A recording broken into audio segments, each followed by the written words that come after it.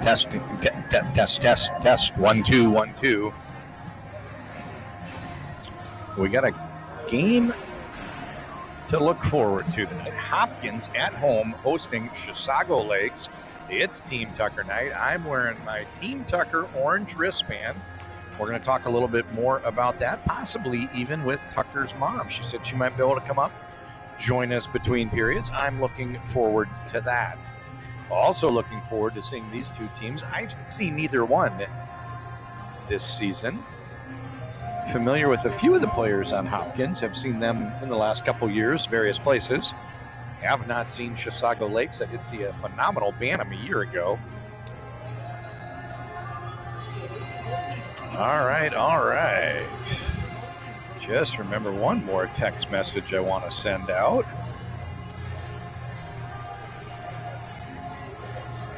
Yeah.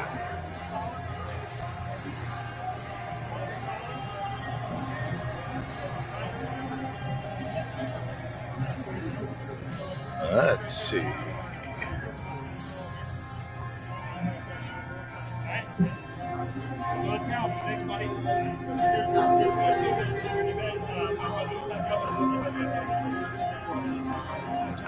Let's get a quick note off here.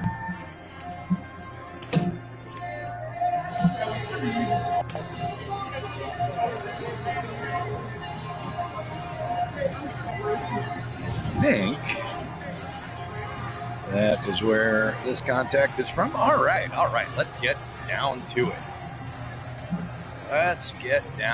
it. We're waiting for someone to confirm that the audio is coming through loud and clear. I hope that's the case. Welcome to Big Blue Country, home of the Hopkins Royals.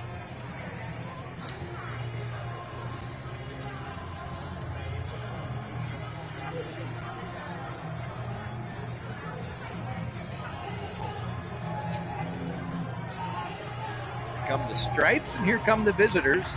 They are wearing green.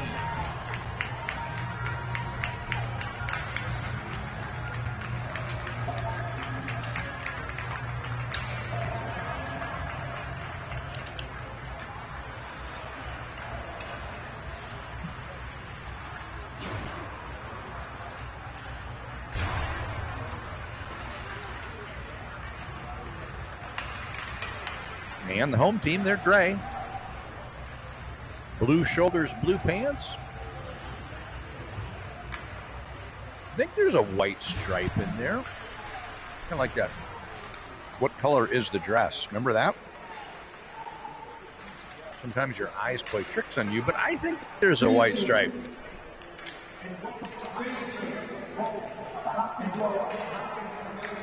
For tonight's matchup, a non-conference game between the Chisago Lakes Wildcats and your Hopkins Royals. So let's meet the starting lineup tonight. For the visitors from Chisago Lakes, starting in goal, number 35, Matt Wilmer. Wilmer in goal for Chisago Lakes. I'll go through the starting lineup. Bloom on defense. B-L-U-H-M. He pronounced it Bloom. I think I'll do the same. Number 23, Caleb Olson. I believe he's the only Olson in this game. That helps me a lot. Overguard up front, number 11. Helen.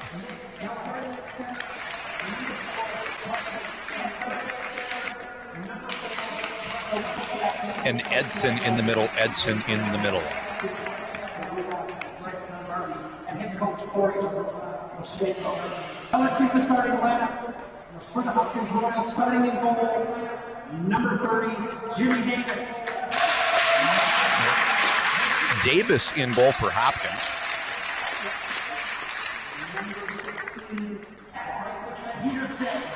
Peterson, one defenseman.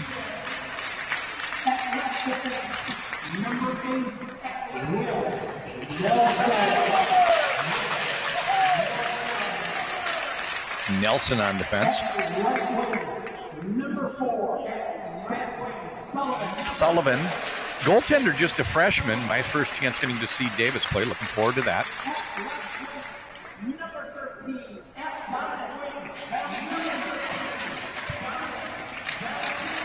Valentini and Gretsch. Folks, we've gone through the starting lineups. Now we're going to take a quick break. We've got the national anthem. We're going to go quiet here for just a minute and be right back with the drop of the puck. Hopkins versus Chisago Lakes.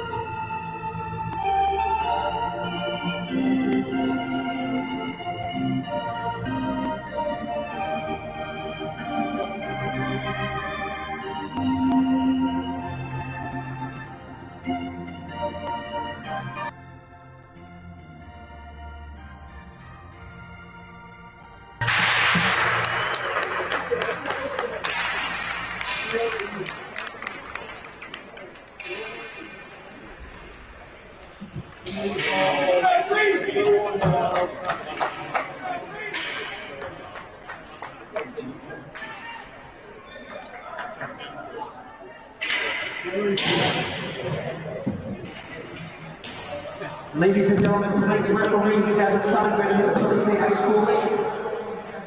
Your linesman, Brian Mock. Head referee, Andy Van Helleman, and Bill Murray. Andy Van Helleman. Have a little fun here at Hopkins Arena. So this is the Hopkins Pavilion. My name is John Conley, and looking forward to getting a chance to see two teams I have not seen yet this year.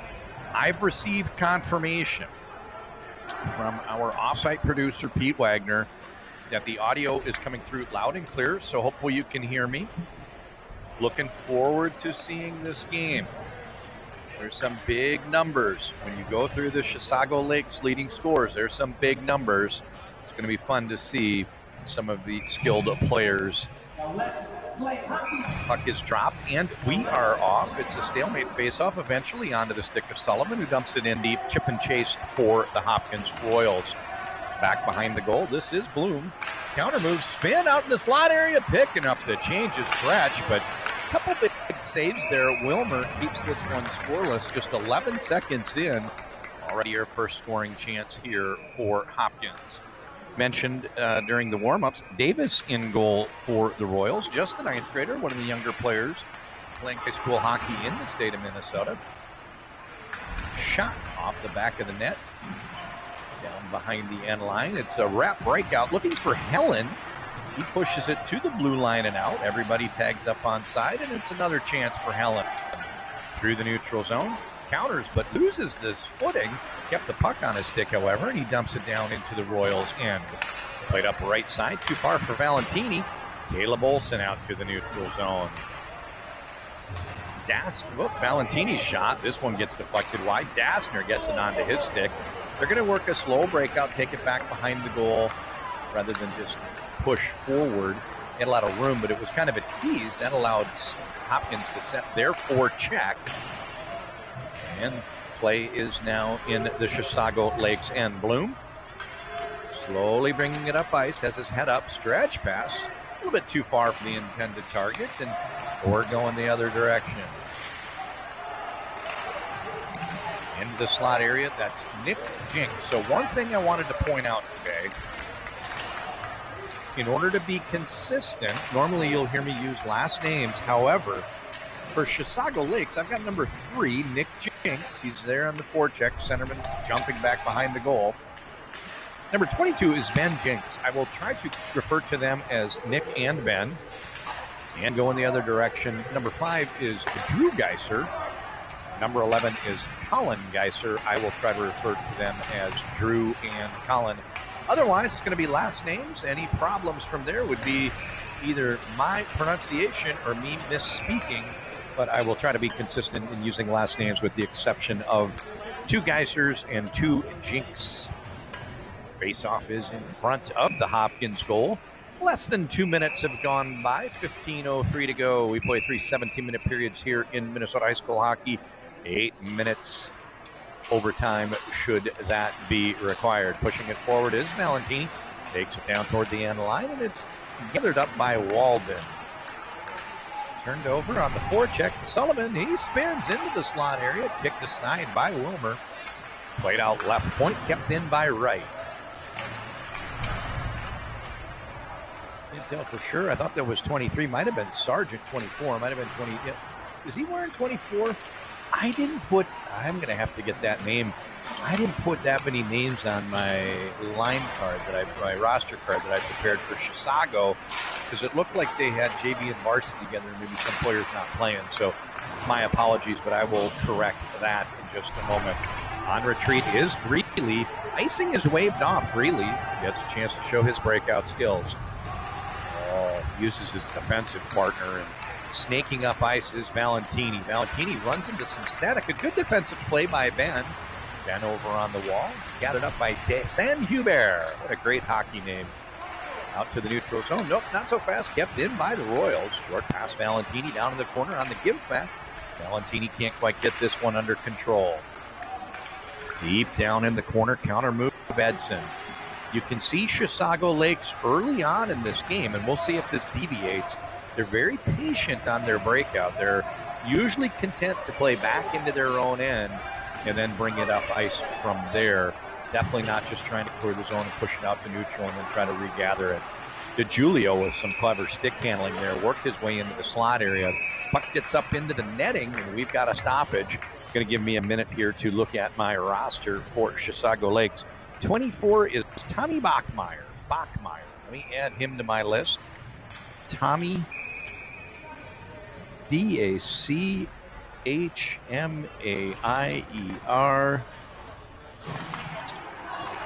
And out to the neutral zone. It's a foot race. Flying. Oh, losing his footing. I think it was Odegaard.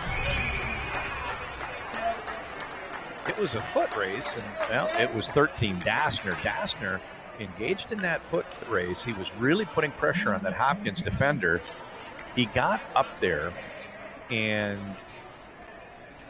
next thing you know, it was a 3-car pileup. Both players went down. Puck came into the slot area. Davis makes the save. The net gets knocked off, and from that, they're saying the net must have been dislodged, or maybe the cover before the net was dislodged, because the face-off remains in the Hopkins end. This is a wrap. Pass out to the neutral zone. DeJulio gets it onto his stick. He gains the blue line but loses the puck. Now it's poked out to San Hubert. DeJulio surveys the situation, dumps it into, we're going to call him DSH maybe. That's a mouthful. The San Hubert might be DSH. I already went through Colin and Drew are my Geisers, and Ben and Nick are my Jinks. Going to hear last names, but that one's a little bit wrong, so he might be DSH. This one's dumped in by Greeley on the right defense. First one to arrive on the scene is Bloom, but he's forechecked, and they turn the puck over to Junker. That pass doesn't quite connect, and have a little trouble getting out of the zone is Caleb Olsen. This one's pushed out to neutral, and that's dumped in by DSH. He goes off for the line change. Plenty of room. It's a bit of a tease. You can see when you catch Hopkins on a line change like that, the first 60 feet are a gimme. They can easily bring it up to the blue line. But once Chisago got out to the neutral zone, it's pretty congested. That neutral zone gets clogged up, a little bit of a trap. Results on the line change. Edson flying up the left-hand side, centering pass. This one bounces off the stick of Odegaard. This line seems to be playing with a little bit more pace, little hop in their step for Chisago Lakes. Puck turns over. We're 2-on-1 the other direction. Wright comes in right side, draws the penalty. Big save, Wilmer. And we've got a stoppage Face-off will come in the Chisago Lakes end, and they go a man down. So Overguard goes off. Overguard, did I get that right? Overguard or Odegaard? Overguard. Ovi goes off. And it's going to be the game's first penalty. 11:44 to go first period. 0-0, still the score. And it's a Hopkins power play. So I want to give a shout out to Matt Stamos. He's watching down in Florida. And we'll see if anybody can beat him for the viewer from the furthest away. Now we see another player go off for Chisago Lakes. Bachmeyer goes off. So I don't know what the call was. This isn't youth hockey with the 2 and 10 for a lot of infractions. This is high school hockey, different rule book. Don't often see 2 players go off. So we'll see what they come up with on the board, and then we'll listen. I could kind of hear the public address announcer pretty clearly during warm-ups. So usually when that happens, I can be quiet, maybe relay to you what is told.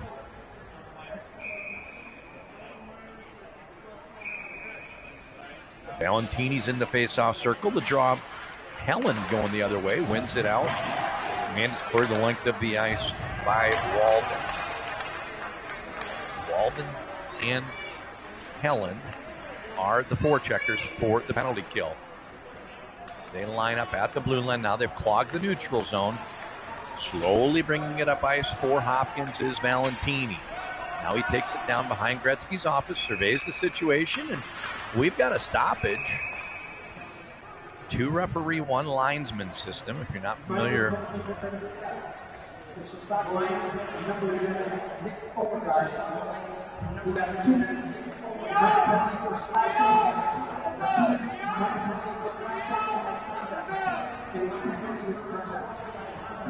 so 2 and 10 for Overguard. So 2 minute for slashing, 2 minute for unsportsmanlike conduct, and a 10-minute for unsportsmanlike conduct. So he must have said something after the penalty. That means that the 4 minutes on the board is being served by Bachmeyer went in. So when those 4 are up, you'll see Bachmeyer come out. And at that point, Overguard's going to begin serving his next 10. So he's going to miss almost a period. Not a good development here for Chisago Lakes, but we're still scoreless, and they've already killed 45 seconds of this minor penalty. Down behind the end line is Sullivan. Sullivan working it around the perimeter. Now it's played out top to Valentini. Valentini near side. Gretsch with a shot. Big save. That one's cleared out to the left point. Kept in by Valentini. Hopkins doing a real good job holding the zone, but a real good save by Wilmer. He gets the cover. And a face-off coming to his right. They've successfully killed the first minute. So I don't want to get too far away from this game. It's a great start to the game, but I do want to mention tonight is Team Tucker night, and I'm going to have a visitor come by. We talked very briefly as I was trying to get up here and get set up, but Tucker's mother's going to come by. I want to hear more about it. Ooh, goaltender Davis lost his footing trying to play the puck behind the goal. He's just going to leave it there for Greeland to get out of the way. So she said she'd try to come up at the end of a period, but maybe if that doesn't happen, I'll find her between periods and we'll have a guest between the second and third. But either way, we're going to have a chance to hear about March 11th, Team Tucker night here at Hopkins Pavilion. Back to the power play. Hopkins doing a good job with the possession, working the perimeter, shot from a bad angle, and this one gets deflected up into the back netting. Stoppage with 10:07 to go in regulation, first period.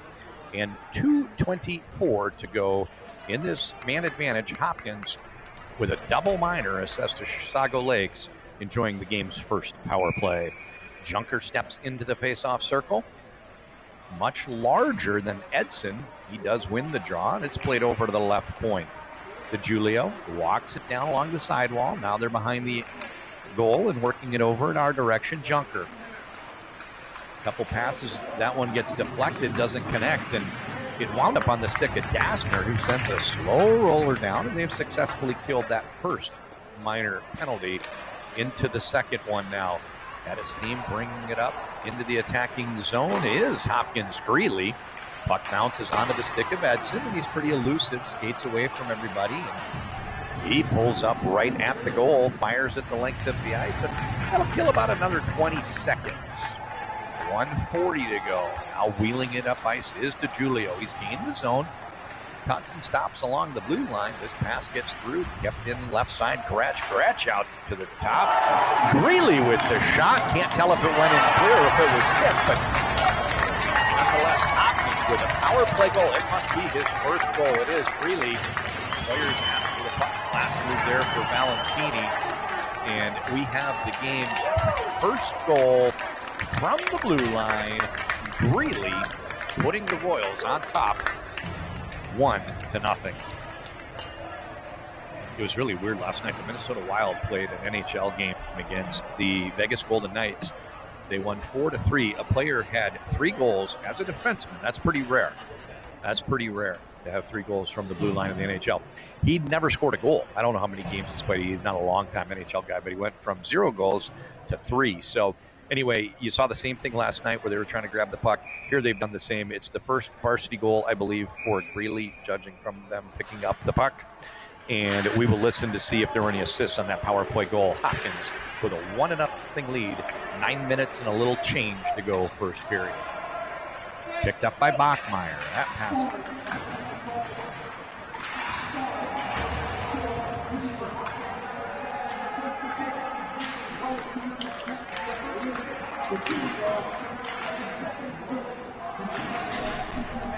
So 7 from 10 and 17.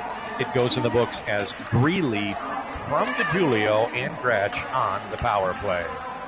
This one's kicked aside by freshman goaltender Davis and played out to the blue line, kept in right side by Walden. Walden, he has that puck stolen away. Very good aggressive play. Are they calling a penalty on that? They're calling a high stick. And I don't think it was near the play. I think it might have been away from the play. Off goes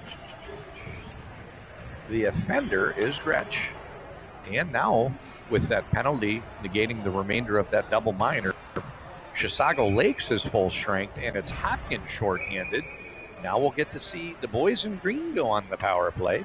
Sullivan steps into the face-off circle. Draw is one in the direction of his winger, but it slides past him and pushed out to the side wall. Kept in on the left side by Helen. His pass played over to Walden. Walden, drop pass. Back to Helen. Helen gets jammed along the wall. Junker pushes it out to the neutral zone. Bloom. Nice pass played onto the tape of Walden. Brings it up, neutral zone. Edson runs into some static and trouble on the zone entry. Now 35 seconds have been killed successfully by the Hopkins Royals. Trouble on the zone entry. Hard to get anything toward net when you can't gain the zone with this man advantage. So you see a lot of teams practice this. We'll see if they're successful.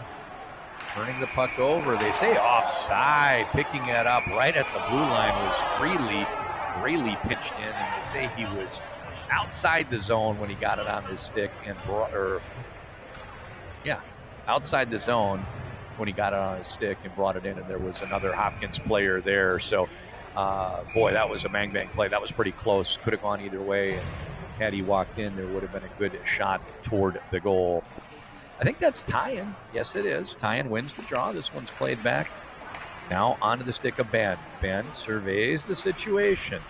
They have lost half of the power play time without gaining the zone.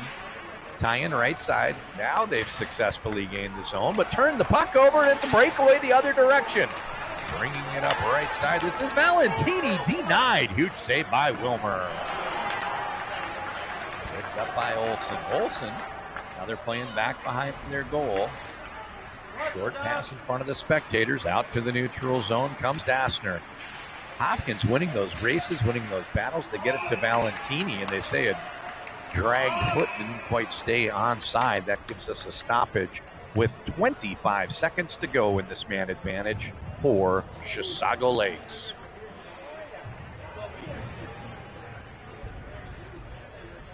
It's interesting. I walked in here probably 15, 20 minutes before the game. There weren't 2 people in the building. Got a pretty good crowd here. I don't think we're close to 250. That's the new limit here in Minnesota, but got a pretty good crowd. I don't think it's been too much affected by COVID, but I am surrounded by people filming the game. I don't think anyone's live streaming, but we've got a lot of people that are grabbing footage and watching today's game. This one's played up to Edson. Edson takes it down into the corner. Short pass back to Helen. His shot goes wide. Rings out to the neutral zone. Bloom. Bloom. Pass to Walden. Back to Bloom.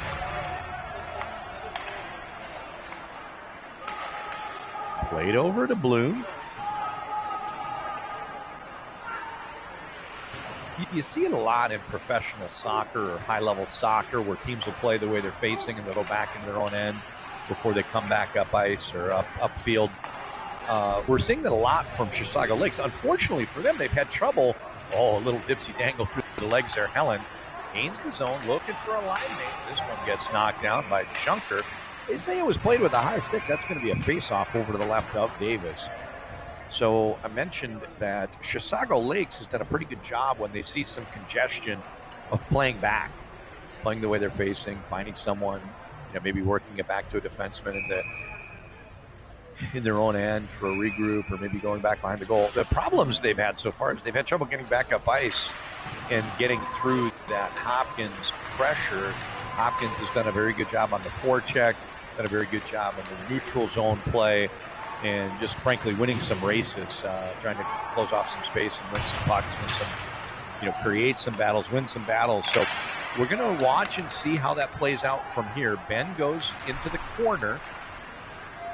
He plays partner D to D out to the neutral zone. It's pushed ahead to Starkey, but Starkey was a little high and he was guarded closely by Wright. That allows Hopkins to chip and chase. Another chance here for Ben. Ben runs into some static, tried to skate it up the ice all the way. Didn't work as there were just too many gray jerseys. Gretsch swings it wide into the slot area. Pass doesn't quite connect. Breakout opportunity for Starkey. Soft pass off the boards, a little bit too far for Tyan. Tyan does a beautiful job there, using his body to separate the player from the puck. Tyan being the much smaller player there, you're not going to wreck somebody and knock him into the middle of next week.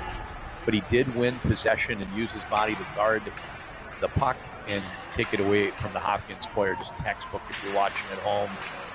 You got a young player interested about how to check. Tyan with a shot just wide of the mark.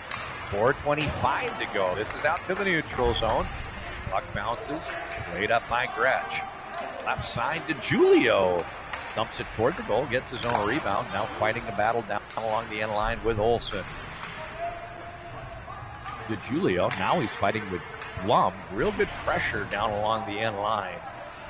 Julio, kind of a one-man wrecking crew. He had some help in the form of Junker waiting for the puck to pop out. And just doing a great job holding the zone there. Louis DiGiulio for the Hopkins Royals. 3:52 to go. Oh, it's a stretch pass to try to hit a home run ball and have Helen run under it. It got deflected a little bit by a Hopkins stick. Puck lost this momentum and didn't come out the other side for him.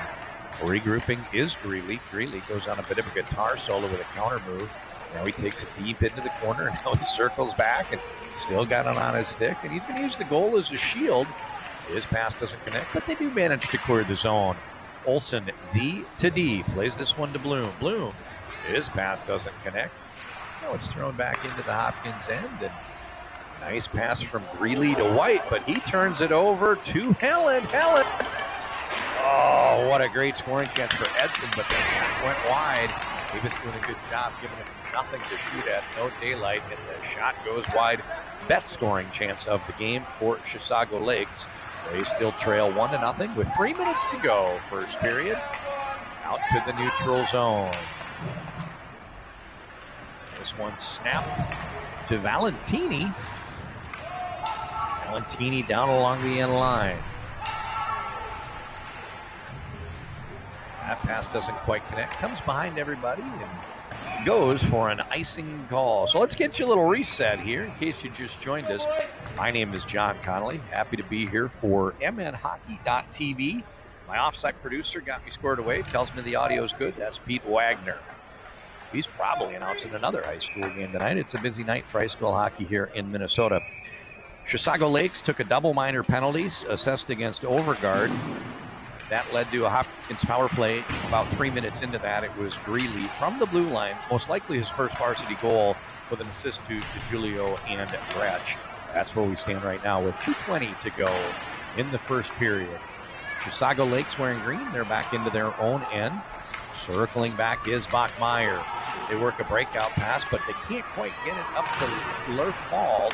He got a stick on it, but he couldn't clear the zone. Second time's a charm as Walden just skates it out. Real good pressure. We just talked about active forwards and busy sticks. Hopkins is doing a great job taking away the space from Chisago Lakes. Played back by the goaltender to Bachmeyer. Bachmeyer took it from Wilmer. They break it over in front of the spectators. Unfortunately, turned over to Junker. His centering pass to DSH, and that one goes just wide of the mark. We are at 1:40 to go. 1:40 to go in the first period, folks, in what's been a very entertaining game.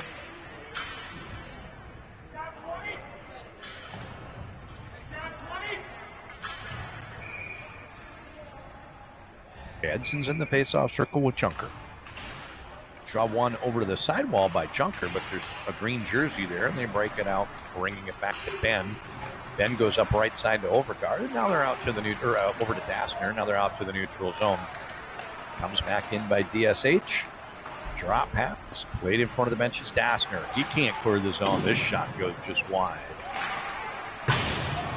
Out to the neutral zone. White was the shooter a minute ago, and now he's dealing with a forechecking Dassner.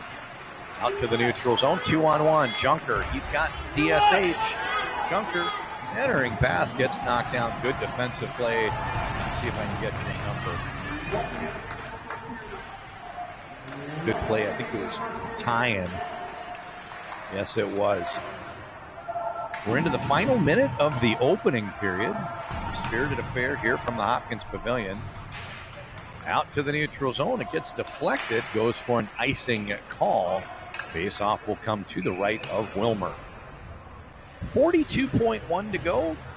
And let's do some housekeeping items right now. I had mentioned tonight is Team Tucker night. We're going to have an interview between periods with Tucker's mom. And I don't know if that's going to be between first and second or second and third. So let me just make an executive decision right now. I don't see her. So I'm going to, no, I do see her. It's going to be at the end of this period. So don't go anywhere, folks. We've got Tucker's mom, and she's going to join me in just a moment. Scoring chance here for Nick. Nick with a shot gets it down. Saved by Davis, who then gets the cover. Working the other direction, bringing it up ice is Greeley. Greeley takes it in wide. This shot goes just wide of the mark. Down into the corner. And pushed out to the neutral zone. Regroup opportunity for Peterson. 5-4, 3-2-1. Folks, that's going to do it. Please don't go anywhere. I'm going to take care of a little audio issue here in the next 15 seconds and then bring on a guest to talk about Team Tucker night. Be right with you. We're gonna talk between this period. This is a microphone. It's got 4 settings. I've got it on. I'm gonna set it up 2 ways so we can stand here. Okay. I just need to figure out what that setting is.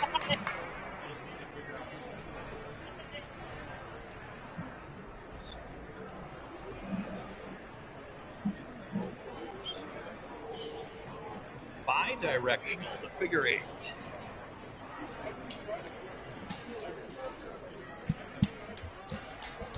All right. So.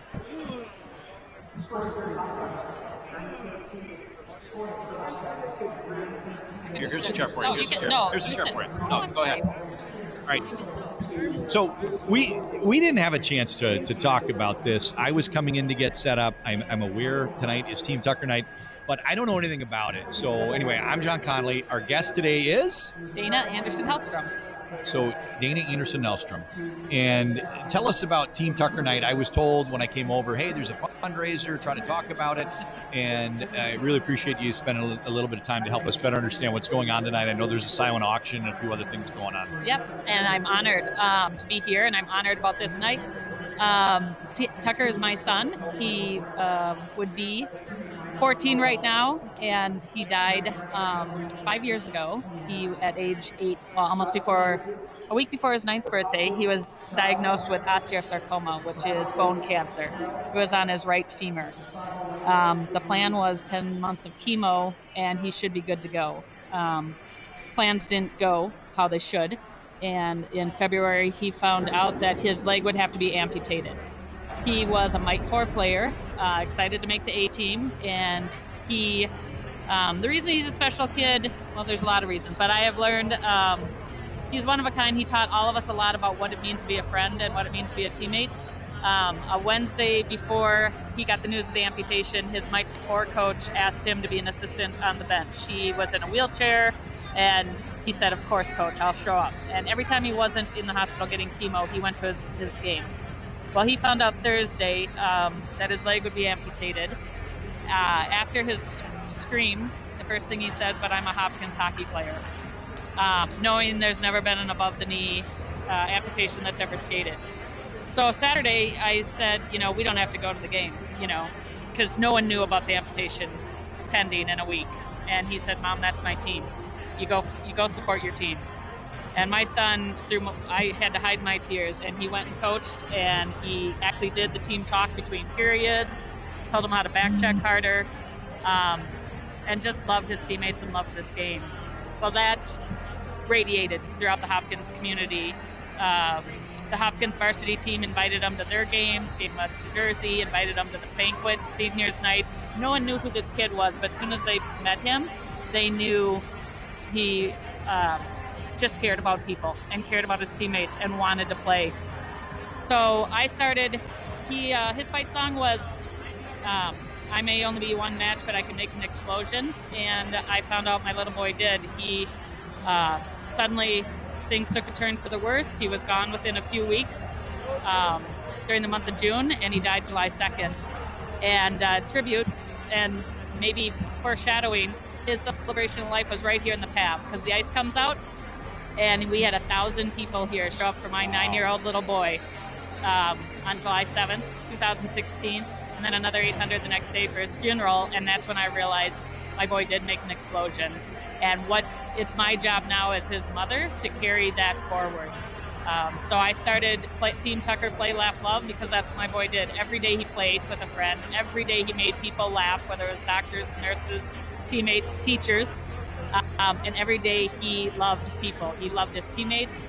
On the way to the hospital, he insisted on giving money to the homeless people on the exit ramp, even though he was on his way into chemo. He made a special friendship with Jason Zucker, and when Zucker had a concussion, my boy couldn't go to bed at night until he checked in to see how Jason was doing. And Jason pointed out to me, he said, what kind of 9-year-old kid who's bald, one leg, fighting cancer, can't sleep because I have a concussion? Yeah, so I was just thinking that. So there's a lot there. You just went through a lot. Yeah, sorry. So no, don't be. That's why we wanted to have you on, is to really get people to have an understanding for what tonight, March 11th, Team Tucker Night is all about. I've got my wristband, yes. And you and a few other people running around with the play, laugh, yeah. love. Yep. So there's a lot there. So we've got a incredibly mature child. Yes. Forget any health issues, but Yeah. Incredibly mature child. The coach says, come on the bench, and he's talking to the players, and we've got just this unbridled passion for hockey. The stuff you described. Absolutely loves hockey, and then every parent's worst nightmare, obviously. Yep. I mean, I'm very sorry to hear. And it's been 5 years now. So 5 years hence, we've had one match makes an explosion, a big impression across the community. Have there been Team Tucker Nights in other years, other sports, or is this something that's less frequent, or more kind of willy-nilly? So what is the history of Team Tucker Night and the foundation? So the foundation started 4 years ago, and we first focused on how to get kids to play and laugh. So we started with Tucker's Sandlot. We bring baseball to his second sport was baseball. And then now, so we help kids learn how to play baseball and give them gloves and balls, because Tucker believed that all you needed, he didn't need Wii or video games. He said, Mom, all you need is a friend. That's how you play. And so we try to carry that message. You don't need fancy stuff. You don't need money. You don't even need a field. You just need a friend and you can play. So we carried that message out. And now in the last 3 years, our signature program has been Tucker's VIPs. So that is Tucker's very important patients. And when Tucker was in the hospital, and I always put it in air quotes that he was lucky, because there's nothing lucky about cancer. But he got treatment right here at U of M, Masonic. And so we were 20 minutes away. He had a visitor every day. My son is so social. He was miserable if he didn't have friends and family around. So, but again, like you said, the wise soul that he was, by the end of our chemo was Monday through Saturday. And by about Thursday, walking down the hall, he would point out to me, Mom, that kid hasn't had a visitor all week. Mom, that girl has been alone all week. And it broke his heart. Everything hit him pretty hard, it sounds like. And he said, Mom, when I'm better, I'm going to come back and play with kids. No one should have to be alone when they're in the hospital. Wow. And so he can't do it, so we're doing it for him. Tucker's VIPs, we encourage anyone out there listening, if you know a family where a kid is battling any life-threatening disease, and somebody can't afford to visit or doesn't have the right, whether it's airfare or cars or dependable transportation, we pay and do all the arrangement for somebody.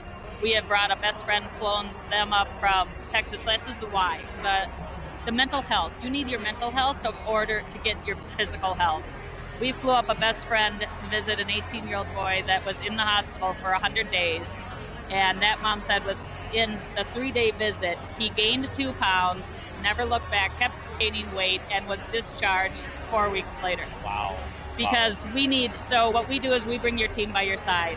And Mikey Peterson, the assistant coach, now I'm getting all the names wrong. They all put this night together and told me about it. Normally I'm the one doing all the arranging, and they just, Tucker's first friend, Cade B. St. Hubert, to make Varsity, is on that team. And he, together with his assistant coach, Mikey, said, can we do something for Tucker? So this is the first annual where the hockey boys varsity team is doing the whole event. I am the guest of honor. My daughters are here, Casey and Sierra, and they want to raise money.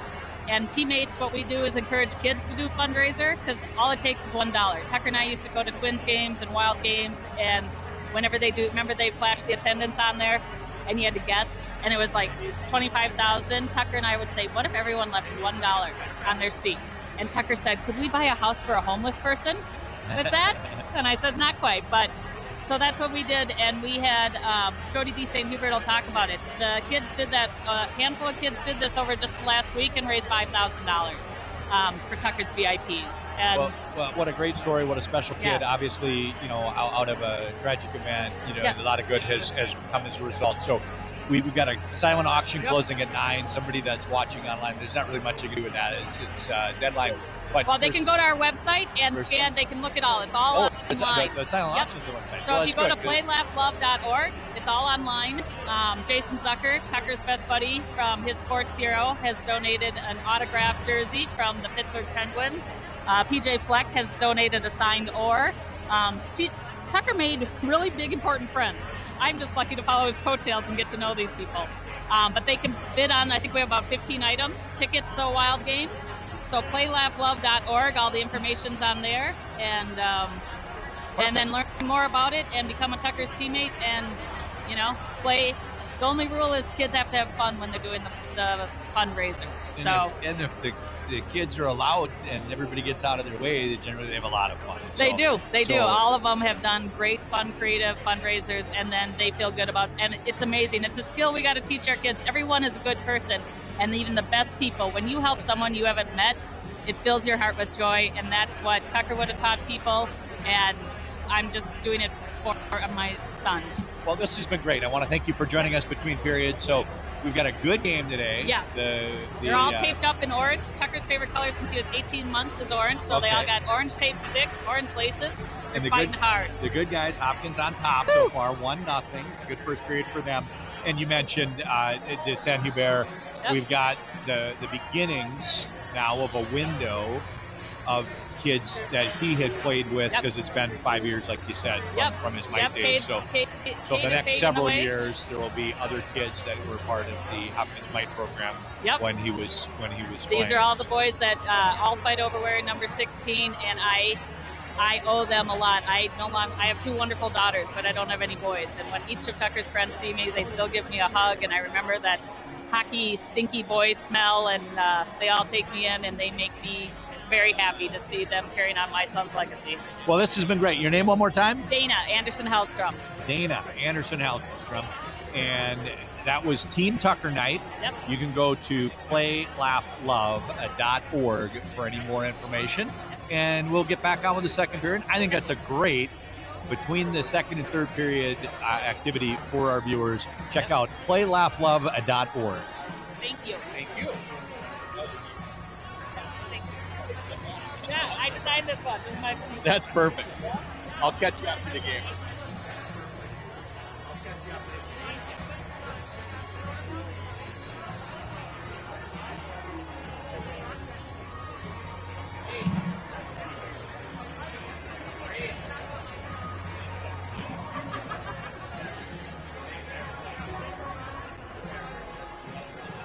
All right, how are we doing here? We got a second period action coming up. John Conley for MNHockey.tv. Had a great first period guest. Wasn't sure how that was going to go. She said, I'll stop by for a minute just to mention. And I was hoping she would talk more than that, which she ended up doing, fortunately. We had a little bit to talk about. Hopefully spreading the word about Team Tucker Night and the foundation. PlayLaughLove.org. All right, we got 1-0. Audio's still up, video's clean. I'm going to catch my breath for just a moment and be back with second period action. John Conley here for MNHockey.tv.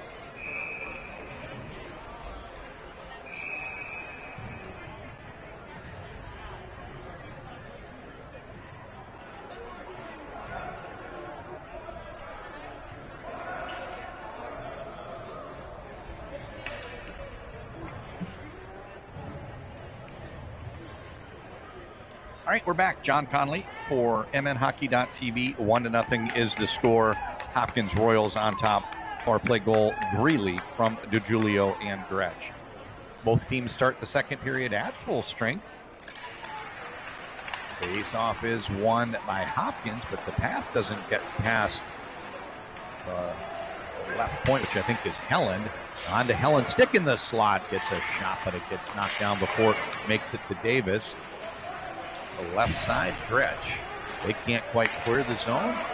Kept in. Big shot comes in from Nick. Wide of the mark, however. And play continues. Down to Edson. Good pressure this shift for Chisago Lakes. Played out top. Blum, his shot gets steered wide by the goaltender Davis.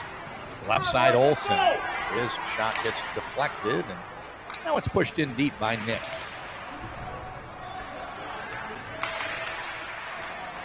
Out, well, I was going to say to the neutral zone, but it never really left the zone, just kind of bounced up high in the air. Eventually Hopkins clears. Short pass, left side, Valentini. Slot. Shot off the stick to Gretsch, gets deflected up into the netting, and we've got a stoppage.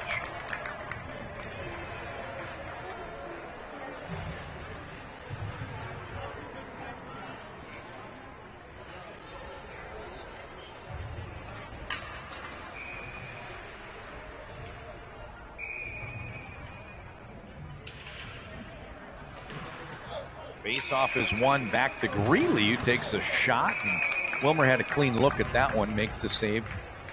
Lather, rinse, repeat, face-off, same place.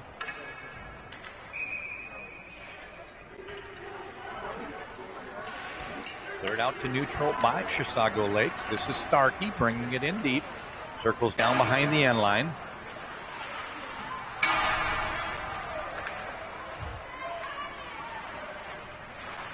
Two passes, and Hopkins brings it to the neutral zone. Skating it in is DeSand Hubert. We did hear a little bit earlier on that intermission break, one of the younger players on the Hopkins varsity. Spits away from Bachmeyer. Defensive partner has to run it back down. Plays it to Bachmeyer. Short breakout pass up to Tyan in the middle. Loses his footing. No tripping call. I think it's the right call. Looked like he just lost his footing as he got up to the Hopkins player. Now it's played by Junker. Junker, a little bit of a soft toss. That one got a couple inches outside the zone, leading to an offside call. We've got a stoppage and a neutral zone face-off in front of the Chisago Lakes bench. 2 minutes deep into the second period. This is the period where you defend the goal further from your bench. We'll look to see if that long line change ends up being the problem for anybody.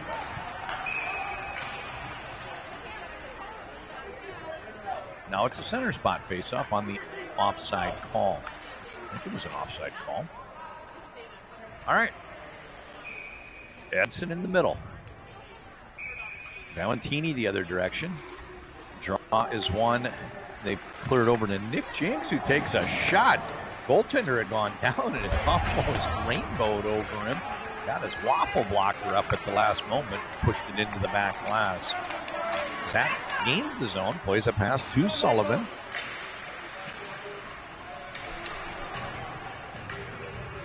Forecheck, Gretsch, centering pass just beyond the stick of Valentini. Gretsch wants it in the slot. Puck bounces past him and pushed out to the neutral zone by Walden. Walden in pursuit with Zach Peterson. Peterson kind of semi-turned the puck over. Bachmeyer rolled out to neutral, so that allows Hopkins to clear the zone. Edson, soft toss into the middle. That pass is intercepted. Bouncing puck. Oh, going off for the line change is Zach Peterson. He would have been in on a semi-breakaway. Junker. This is Ben. Ben plays the puck. I might be missing one more player. Who's my 10? Chisago. 10 Chisago. Let me get him added. Stangl. In case you weren't with us, they had a roster online that looked like JV and Varsity combined, and I guess they maybe didn't get everybody because I've had to add Bachmeyer and Stangl. Hopkins, counter move to San Hubert. He plays a pass to DeJulio. DeJulio, rink wide, Junker. Junker gains the zone, swings in wide against Sargent. And a stoppage, 13:04 to go in period 2.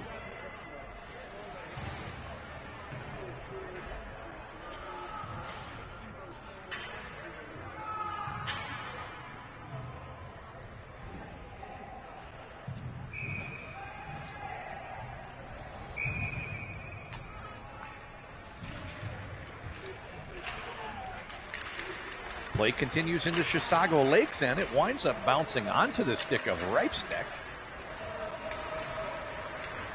Sargent, they ring the boards and play it out to the neutral zone where it's broken up by Wright.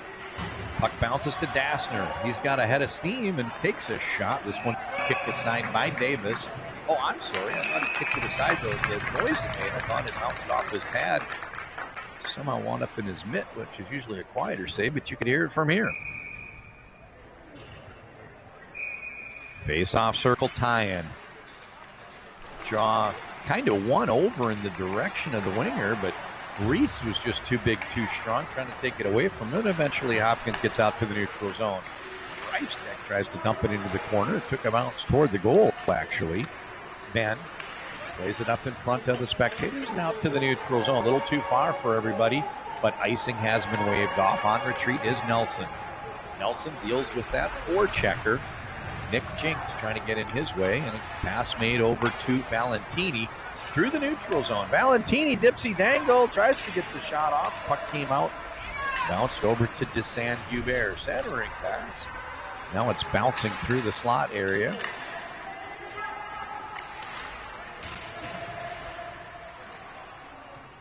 Played out to the blue line. This shot goes high, and Wright's wrister is gloved by Wilmer. Face off now comes to his left in the Chisago Lakes end. 11:40 up to his right. My apologies. 11:48 to go.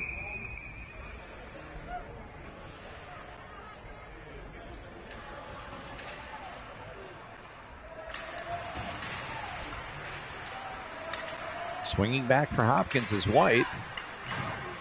White doing a good job keeping the puck on his stick, keeping that possession in the attacking zone. They're kind of working around the perimeter, haven't had a chance to penetrate yet since the face-off, but they're doing a good job keeping the puck on their stick. Onto the stick of DeSaint-Hubert, his shot saved, and this one gets all the way through. Another save by Wilmer. Wilmer's been tested quite a bit this shift. Keeps it at 1-0. Olsen, bounce pass. Up to Overgaard. Overgaard can't quite get around the defender. Good job from Greeley to break up the play. In front of the benches, played to Junker. Junker with a shot wide of the mark. Now we've got 11 minutes to go, second period. We play 3 17-minute periods of regulation. Overgaard gains the zone, works, tried to get to his forehand. Puck bounces over to Edson. Hopkins does a good job clearing the zone, and Junker through the neutral zone. 10:35 to go. On retreat, Peterson goes back as icing was waved off. They say it was tipped. Peterson, breakout pass. He hits Greeley. Greeley gets it on to his stick, gains the zone. Shot just wide of the mark. Gretsch on the forecheck. Out to the neutral zone. Hopkins gathering it up. Valentini plays that one near side to Zach Peterson. Winds up onto the stick of Gretsch, who gains the zone, and that one's kicked aside by Wilmer. 10 minutes to go. We're 7 minutes into the middle frame. Out to the neutral zone. Bouncing puck. Gathered up by Blum. Blum centering pass. Oh, where is it? Like there was a shot that Davis had to contend with. He got it back behind the end line.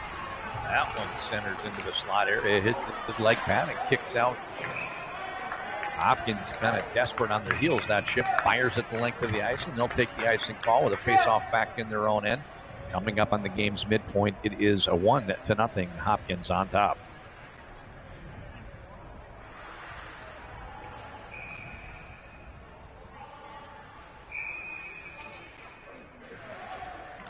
Face-off controlled. Draw one back to right. Tenacious forecheck here by Chisago Lakes, and they got a couple sticks on it. Threw it toward the slot area, but a breakout opportunity eventually. Hartley takes it down to the end line. Sullivan, 4-14. Gretsch gets it down to the end line. Now it's kept in left point by Wright. Out to the neutral zone, Bachmeier. Bachmeier with a shot just wide of the mark. Gathered up by Wright. In front of the benches, What a good job getting that puck from his skate blade to his stick blade by Sullivan. Sullivan hops off, and Hopkins doing a pretty good job being mindful of the line change on the fly. Stretch pass. He was trying to go up the right side to Gassner. Fenneman got his stick on it in the middle, and puck never left the zone. Folks, that's the midpoint of this game. There's 8 minutes, 30 seconds to go. We play 3:17, so that is the midpoint of regulation time. Junker through the neutral zone, gains the blue line, and works over to his backhand. Game's just feeling like it's about to get a little bit more wide open. You've got both teams changing on the fly, a little bit of end-to-end action. Both teams seem to be opening it up a little bit. We'll see if that continues. Bachmeyer, short pass, played over to Overgaard. Working on the forecheck against White. Turns over to Overgaard. Overgaard comes in from the side, and it's a huge save, Davis.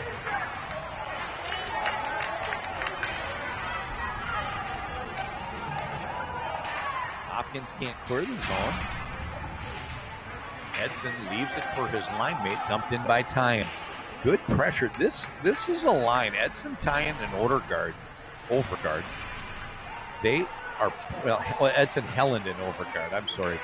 They do a pretty good job of playing at pace, which really makes it hard for the Hopkins players. It takes away their time, makes it easier for them to generate some turnovers, and it's been fun to watch. So Helland, Edson, and Overgaard have had a few good shifts this period. I think it is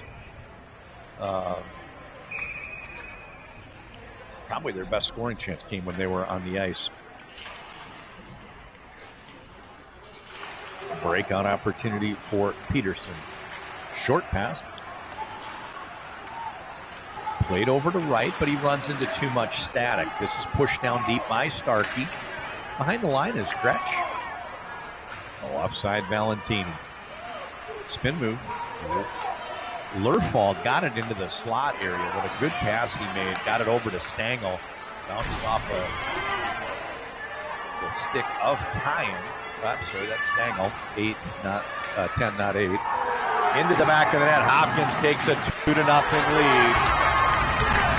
Transition game. They were fighting off some pressure.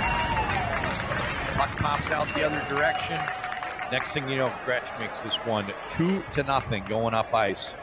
Gretsch on the transition rush puts Hopkins on top 2-0.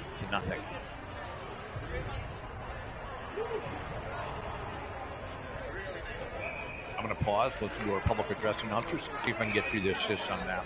Even strength goal.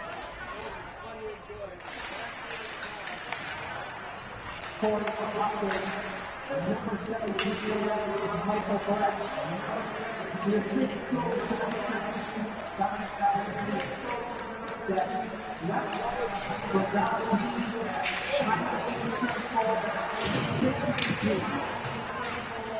So that goes in the books. Gretsch from Valentini. And now it was a 1-goal margin. Doubles. 2-0 is your score. I think the next goal is a big one in a 2-goal game. If Chisago Lakes scores, it's 2-1. There's still plenty of time left. If Hopkins gets the next goal, that hole might be too big to dig out of. Penalty upcoming. Going against Hopkins. Stuff move. Good job getting his leg against the post by Davis. Goaltender comes off for the extra attacker. 6-on-5 until Hopkins plays the puck, which they do. And cross-checking the call. This might be just what the doctor ordered for Chisago Lakes. Going off is Greeley. Greeley had the first goal of the game on the power play earlier. Now he goes off for a minor penalty, and it is 2-0 with Chisago Lakes going on the power play, trying to cut that margin in half.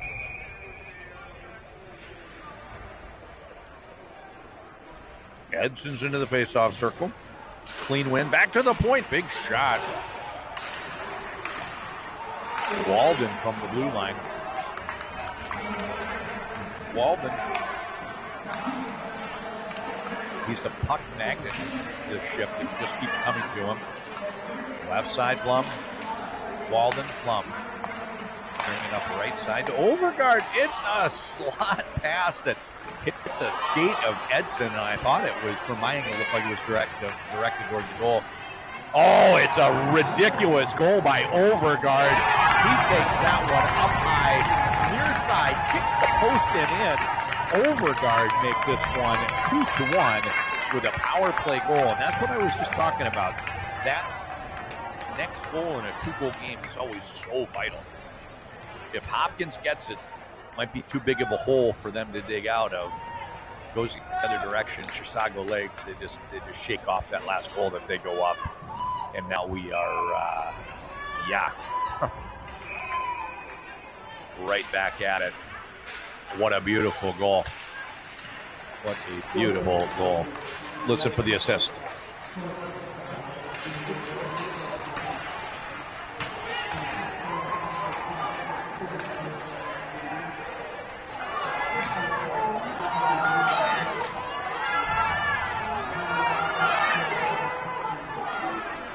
You know, it's gotten pretty loud in here. I mentioned the good crowd that we had.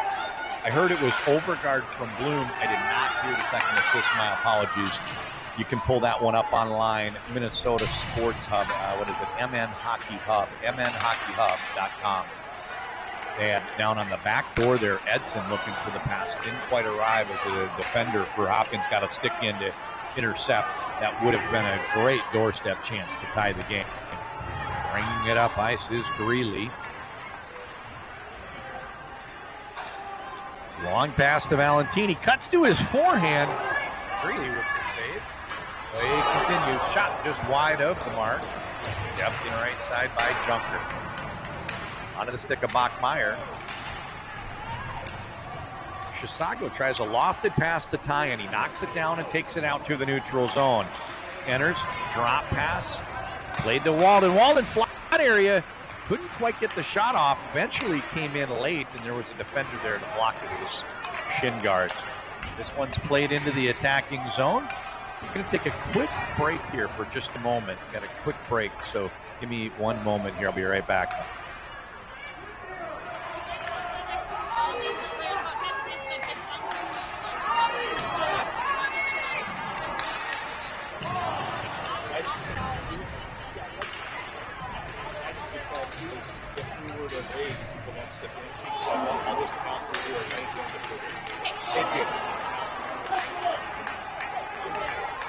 Well.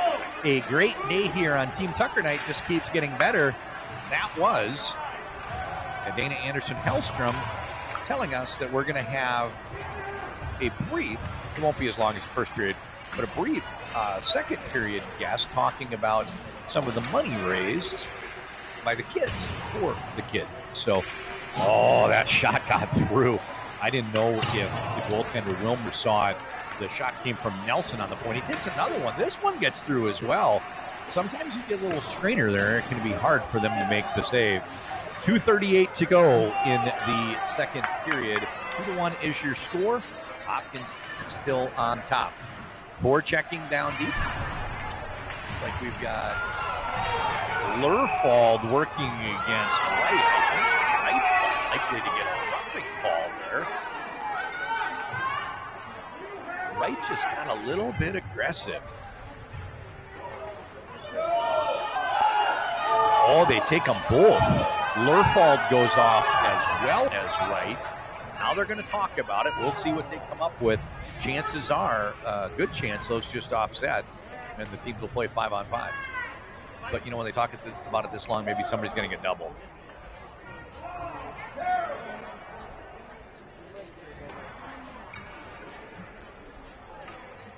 All right, can anybody tell us that they're watching from further away than Matt Stamos in Florida? I'm going to give out a number here, 904-652-4036. I give birthday shout-outs. We give well wishes to grandparents watching in Arizona. We can do a lot of different things. If anybody wants to check in, we'll crowdsource the color commentary, or if you just want the prize for the viewer from the furthest distance, see if you can beat Chisago Lakes graduate Matt Stamos send me a text message, 904-652-4036. Play resumes, nothing goes on the board, so we're going to play 5-on-5. What a coincidence, everything offsets. It's a lazy pass there that gets through to Edson, almost a turnover in their attacking, in their defending end. Back to Edson, he goes rink wide with it, gets it onto the stick of Helen. This is that line. I like watching the pace that they play with. They do a pretty good job of forcing the pace, bringing it up left side. Valentini circling behind the goal, surveys the situation, cuts to the slot area just over the crossbar into the back glass. Short pass, D to D, and back to the other defenseman. Bloom tries to take it in front of the benches. Oh, that pass to Edson is broken up by Sullivan.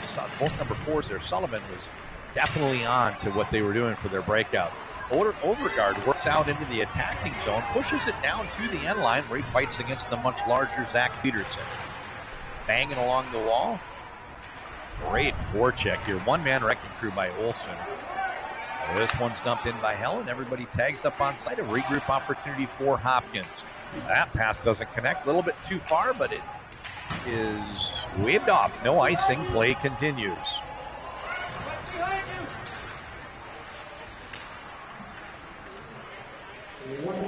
We're in the final minute of period 2. Pushed out to the neutral zone. Played by White.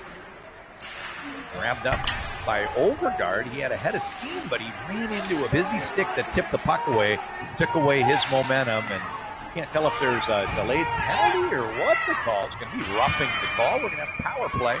We've got 41 and a half seconds to go, period 2. And like I said, don't go anywhere. We're going to have just a quick update on some of the fundraising for Team Tucker Night. And it won't be more than a couple minutes, but we want to give a quick update on the fundraising, give some credit where it's due for Team Tucker Night right at the end of this period. Then we'll take about a 12-minute break, let them throw down some water and scrape off some snow. White goes off. Now it's a power play for the duration of the second period for Chisago Lakes, barring a goal or barring a stoppage. About a minute and 19 seconds will overhang into period 2.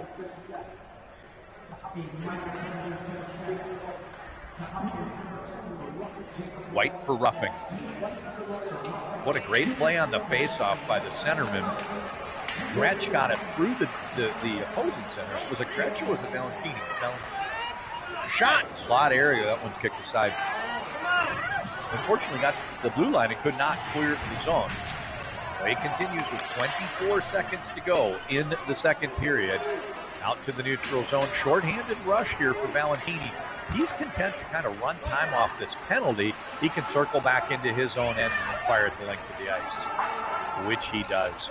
Out to the neutral zone.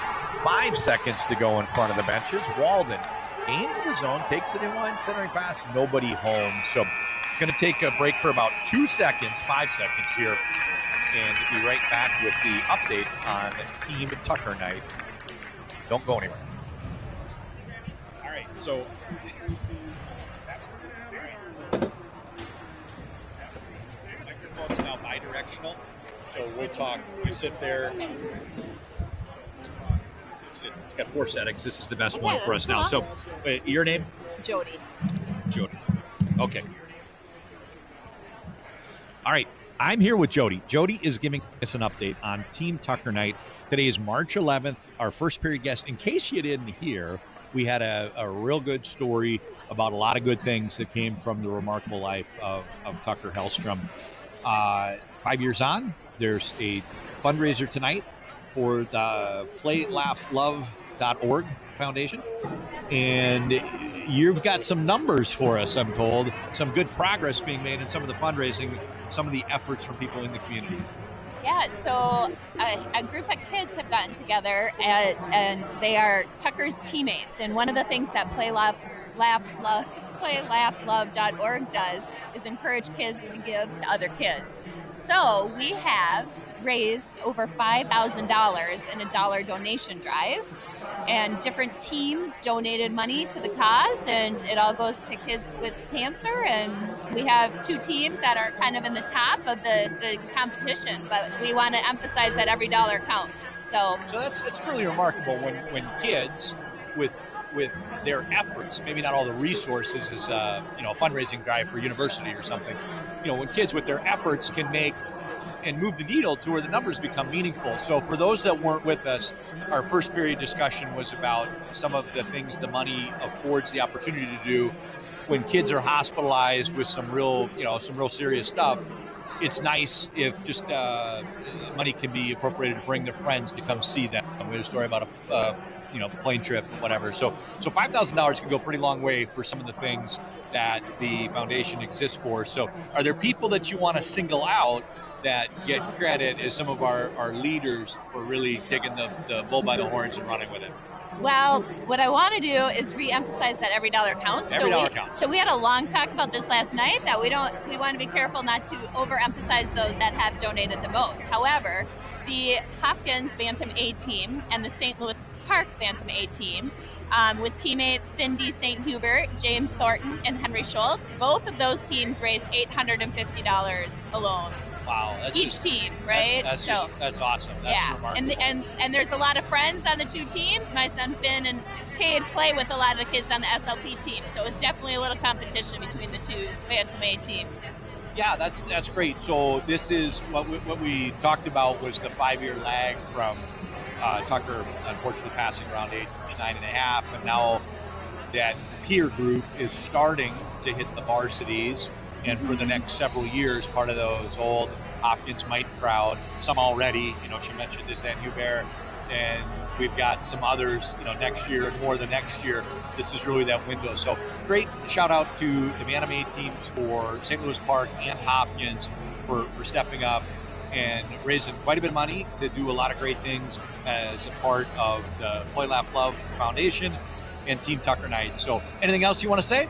Well, would it be okay if I just said the other team Tuckers that did it? There's 10 of, I'd like to highlight those kids as well. Go. Okay, so I'm going to read the other teams that participated and the teammates that led the efforts, the kids that led the efforts. So the Hopkins Bantam B team, the Tucker teammates and leaders were Charlie McGuire and Cooper Reese. The Hopkins Pee Wee A team, the lead was Tommy Davis. The Tonka U10 girls team was Sydney Peterson. The Edina Bantam B2 black team was Emmett Nalowski. The Hopkins Park Girls 12U B team was Casey Hellstrom and Katie Geiser. The Hopkins Park 8U girls team was Annika Nichols. The Hopkins Squirt B team was Anders Nichols and Jax Paulgren. And the HP 12UA girls team was Gretchen Fandel. The Hopkins Kiwi C team was a team effort. And then the Hopkins Park 10UA girls was Annika Nyers leading the effort. So we really want to aspire to spread this bigger and broader next year. And we know we can get teams from all over the metro to participate. I think you hit the nail on the head. So those are some great numbers. You add it all up. We had some teams up just shy of $1,000 added up. I think it was just over 5,000 that you mentioned. And what I think you're spot on about is just the competitive nature. You get some people saying, hey, other teams are trying to raise money. Well, I bet we can raise more. And it's for such a great cause. And here we are 5 years on. So Tucker is not forgotten and a lot of great things happening. So in case you weren't with us after the first period, last chance, go to playlaughLove.org. I heard about a signed oar from Coach BJ Flack. I heard about something from Jason Zucker and some other silent auction items. And then there's also other things you could do to learn about the Play, Laugh, Love Foundation. And if all that sounds like quite a bit of work, just easy way, every dollar counts, like you said. Yeah. Even small donations can make a meaningful impact in the lives of people that are going through very difficult, serious medical concerns. And just a story that I can share from our first period interview is when Dana said that she would go check on Tucker and he could rattle off which kids were getting visitors and which kids weren't. And his heart went out to those that weren't getting as many visitors. His family was local, his friends were local. They could get there fairly easily. Other kids may not have been as social as him, or maybe they're detached from from where they live, and that makes it harder. And that's where the foundation steps in to fill that void and try to close that gap and make sure that all of these kids are getting some positive experiences as they're battling whatever they're facing. So, Jody, thanks for joining us. Second period. We had a great hockey game here today. Great hockey game. 2-1, end of 2. Hopkins had a 2-goal lead. It's been cut in half, and a great third period upcoming. So she's Jody talking on behalf of the Play, Laugh, Love Foundation, playlaughLove.org. Thank you. Thank you. That was awesome. Thank you very much. So you have a son out there? Yeah, mine is number 6. Okay, Yeah. she was telling me that was I guess the whole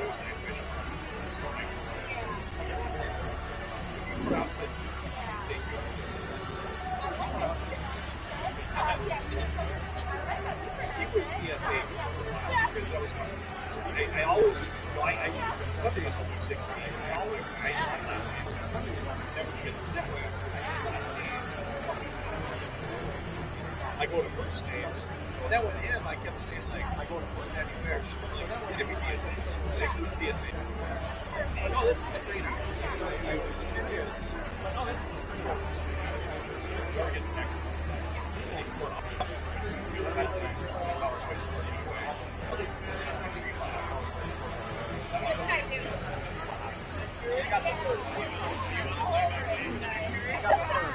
But yeah, I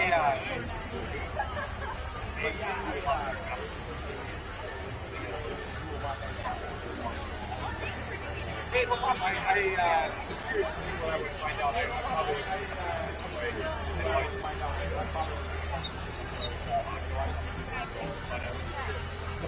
This is where it's a big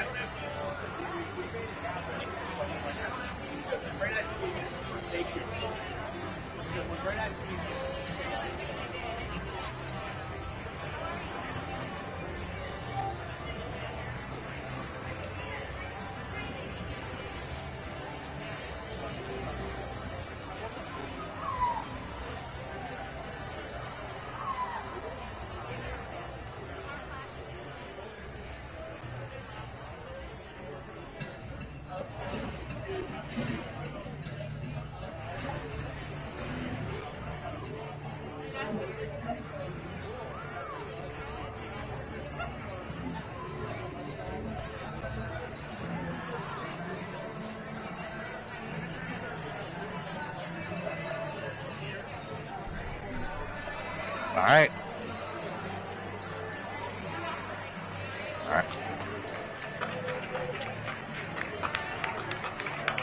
All right, we're back for the third period. I got a funny story for you. Ice rink humor here. So I go up to Blaine a lot where they have the super rink. And everywhere you look, some of the rinks have 150, some rinks have 200 feet of heating element above, but it's never on. So I'm always told by people, wow, it's expensive. Well, it's probably expensive to put the stuff in if you're not going to use it. So anyway, here, I needed to grab some quick snack. I actually played the first round of golf today this year. Weather was that nice. And grabbed a gas station hot dog and grabbed one of those little, you'll know what I'm talking about. It's a Rice Krispie bar, but it's a peanut butter one with the chocolate topping. So here I am.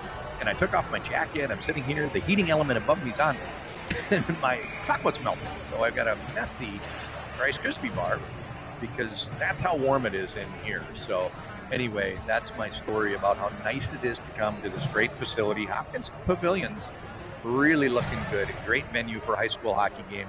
Got a pretty good crowd here today. We got to be pushing close to the capacity, which is COVID 250. Was 150. I'm sure we're right around there. And now we're up to COVID 250, and that would take care of most of this building. So got a great crowd for you. Some good crowd noise, good ambiance. Got a real spirited game. And as we enter the third period, Hopkins leading 2-1. They wear gray. They have 1 minute, 19 seconds left of overhanging penalty.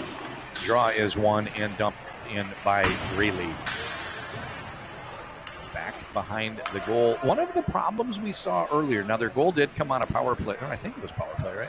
One of the problems we saw earlier is Chisago Lakes has had a real hard time with zone entry on the power play. So this was a clean zone entry. No time ran off the clock. And now they can work on setting something up in the half court. This one bounces down, played by Walden. Walden fights a battle in the corner, leaves this for Helen.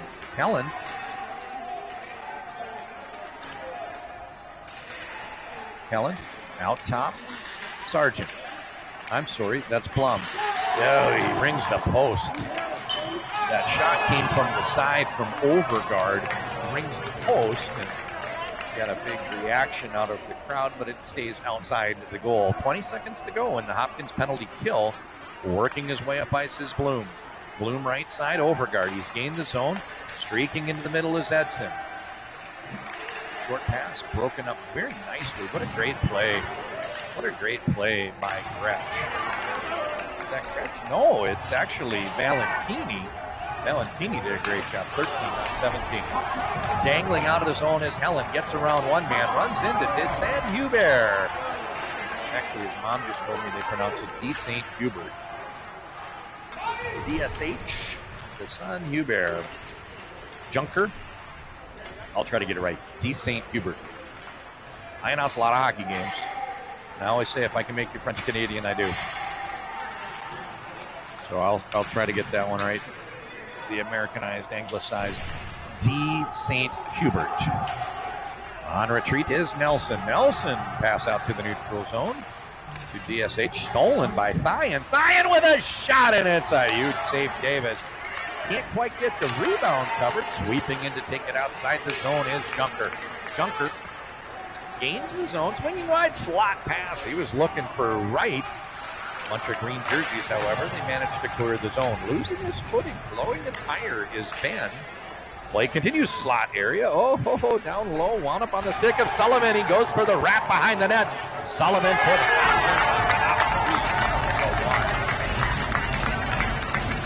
great goal there for Hopkins. I'll listen for any assist. That one might even be unassisted. Sullivan for Hopkins restores the 2-goal margin.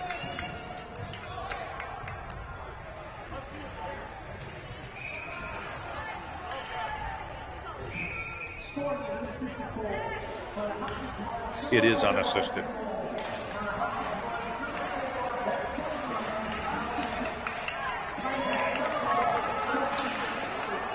All right, so we are less than 3 minutes into the period. It's been a dream start for Hopkins. They killed the remaining 1 minute, 19 seconds. Once they got back to even strength, they managed to get an insurance goal, provide a little bit of a cushion here.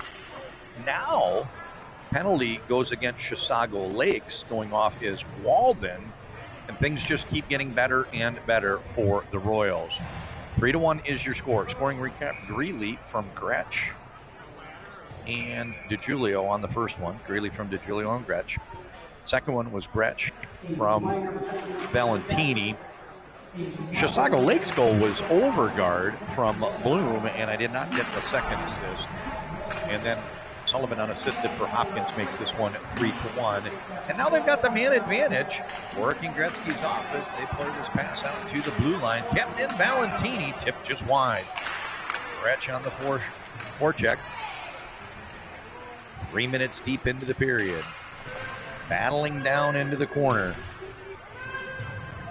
2-1. Predictably, the two gray jerseys pull the puck out. Shot! Oh, one-timer from Gretsch. He caught it all. His driver, he caught a Bryson DeChambeau contact. I mean, he caught that thing square, and Wilmer forced to make a big save. Kept in right point by Gretsch. Down deep, centering pass, slot area, shot from Nelson. This one gets kicked wide off to the side wall. Great pressure here, still 1 minute to go in this man advantage for Hopkins. They're trying to just kick down the door. They need the final dagger here, that last nail in the coffin. We've got almost a period left, but they're doing a great job with a 2-goal lead, trying to stretch it to 3 on the power play. Short pass, this one's picked up by DiGiulio. DiGiulio took it from Valentini, gains the zone, sets up on the half wall. Out top, Greeley. Greeley with a shot. This one gets through, saved by Wilmer. Face-off comes in the Chisago Lakes end to the goaltender's right.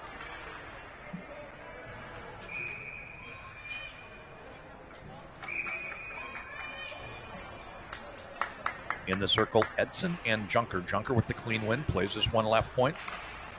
Back to DiGiulio. Oh, trying to wrap that Michigan, that leg goal. Oh, centering pass. How did that stay out? Junker had it on the doorstep. Goaltender Wilmer was down, and Wilmer must have got his leg pad up to make that save, because Junker was Johnny on the spot, if you will. He was right there in that low slot area. Puck on his forehand, and part of the goal mouth open to shoot it into. big moment. Mark that on your clock. We got 12:39 to go. And if Chisago Lakes is going to come back, keeping that one out was huge. We've got a penalty kill for the next 15 seconds. Saved by Wilmer. Kept in left side to Julio. They play this back to Junker with a shot. Picked up on the sidewall. Now, maybe not all the way to the sidewall. Face-off circle to San Hubert with the shot, and that one gets kicked off. Oh, look at Dipsy Dangle. Greeley gains the zone. Plays this one over to Junker with a shot that gets knocked down.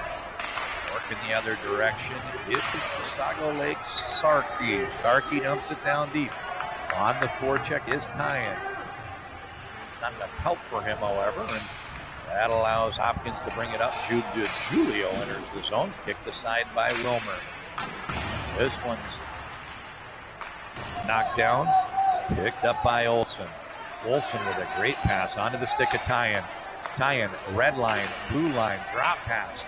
Whoa, that one doesn't quite connect, and it's poked out to the neutral zone.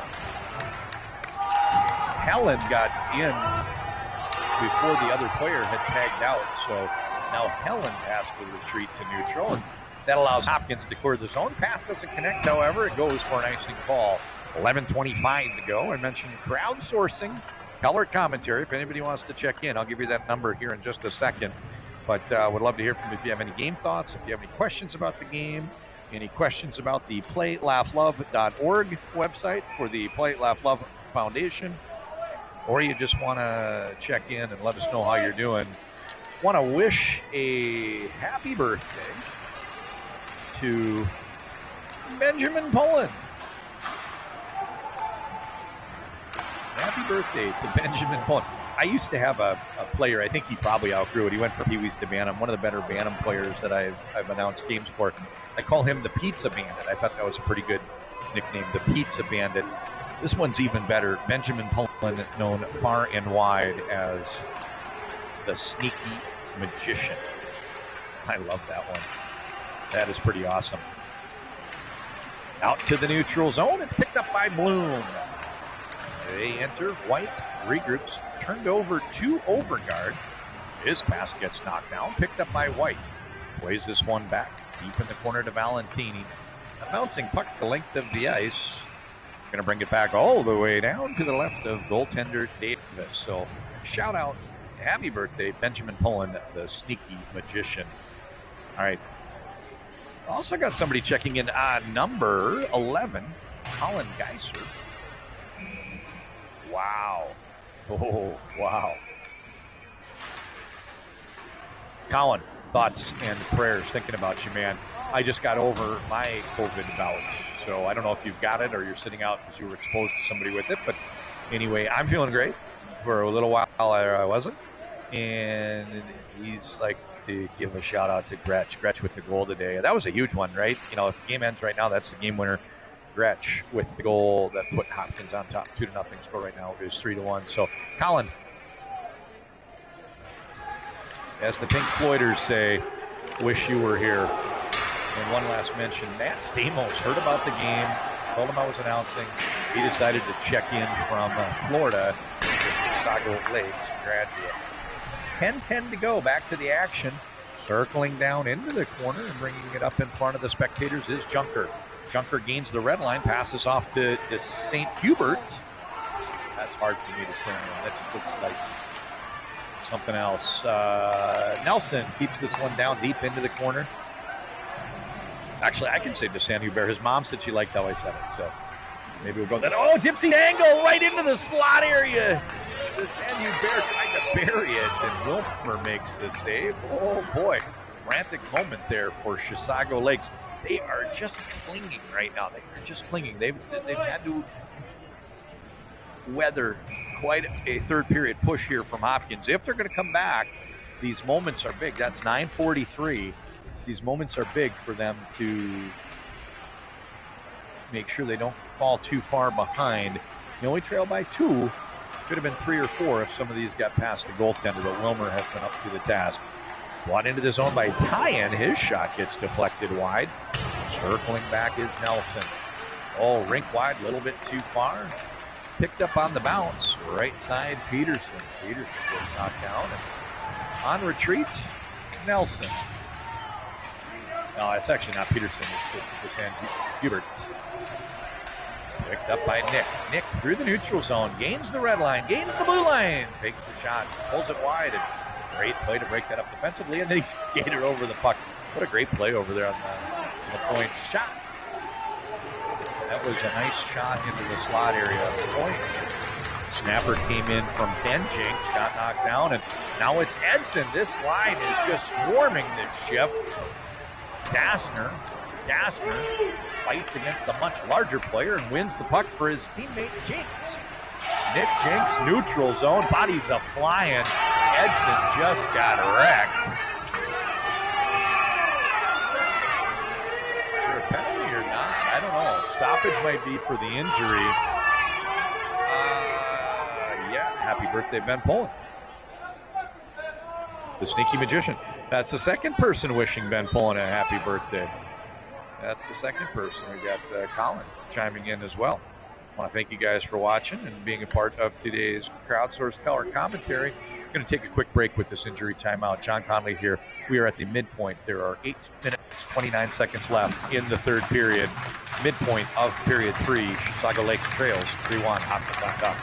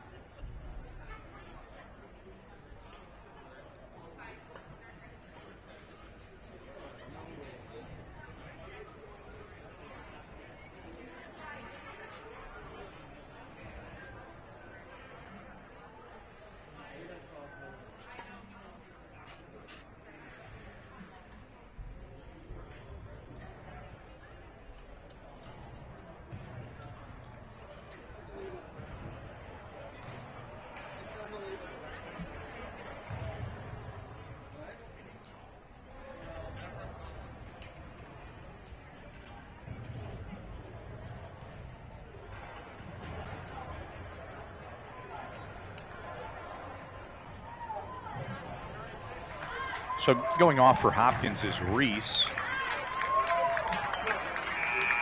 I don't see anything on the board yet. The scorer's table is asking the referees to come over and help explain to them what they called. That's not unusual. Referees sometimes rattle off some stuff and then skate away, and he just wants to make sure he gets the game sheet right and the scoreboard right. So we'll see what they come up with. But it is just what the doctor ordered for on the Chisago Lakes bench as they're trying to crawl back into this one, trailing by 2. And for Hopkins, with half a period to go, going to make it a little bit interesting. They're going to have to earn this one as there are 2 minutes on the board for them to kill. Did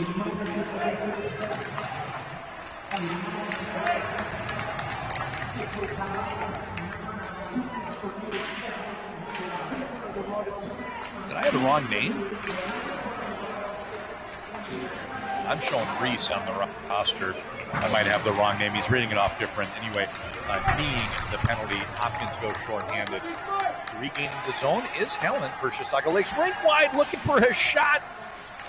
Nick Jinks had a chance to take a clean wrister. Didn't like his angle. Pulled it around the defender, and when he went to take the next one, couldn't quite release it, but you could see what he was trying to do. Just a beautiful move there by Nick. Swinging in is Walden. Slot area. It's a scrum in front of the net. Cleared off to the sidewall. Kept in Bloom. Shot off the pass. Just wide of the mark. That one came off a stick of Walden. Up to the neutral zone. Half of that penalty has been killed. Half of the penalty has been killed for the Hopkins Royals. They've done a good job.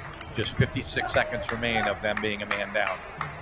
So take a look. I know we had a Team Tucker night interview guest. First period was Dana Anderson-Hellstrom. second period. Jody de St. Hubert. They talked about orange being Tucker's favorite color. Look at all the orange tape for the Hopkins players on the sticks. So they're going all out. I think there's a sticker on the back of the helmet that probably says something about Team Tucker as well. Through the neutral zone, Overgaard gains the zone. And everybody stays on side, gets it back to Walden. Walden fights a battle and pushes the puck down along the half wall. Referee's falling down. He gets back up and centering pass, slot area. A couple backhanders trying to take a crack at it. Played back to Bloom on the point. Right side, Overgaard back to Bloom. Real aggressive penalty kill here to Junker and to Julio. That's Junker that's kind of leaving the box, really pressuring the puck carrier. Now you got the same thing other side from DeJulio.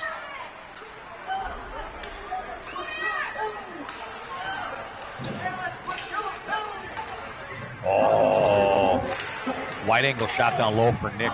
Went wide of the mark.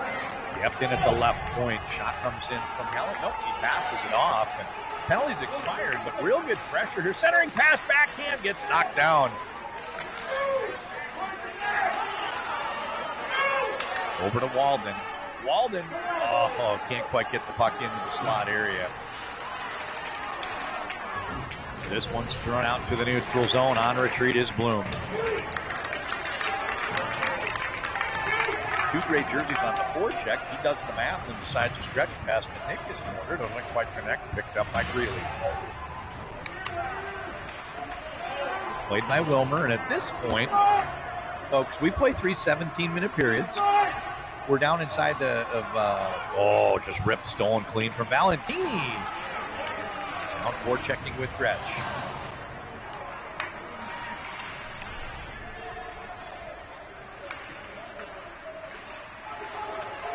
Neutral zone, White. White plays this one to Valentini. And dumped in deep. Ben plays over to Nick. Nick lofts this one. It's a home run ball looking for a target. It's caught cleanly. Walking in and unable to finish is Dassner. Oh my goodness, what a great scoring chance. That was a lofted pass, kind of that home run ball. Running under it was Dassner. The defenseman did not get the puck knocked out of the way. That allowed Dassner to get it onto his stick. I don't know that he ever really had it settled, but he came in with a head of steam trying to pull it around the goaltender, and Davis did not budge. Davis did not yield. And that's a huge moment, folks. That was the best scoring chance in the third period here for Chisago Lakes, who's trailing by 2. So let me get back to the description of the game here. If you're looking at the last 5 minutes, which is where we are right now, anything takes on added significance. So a Hopkins goal ends it. Let's be honest, 3 goals in the last 5 minutes. Not enough time for Chisago to come back. If Chisago were to take a penalty, that's going to take away half the time that they could come back. And it's, you can score shorthanded, but you're probably not going to against a team trying to nurse a lead.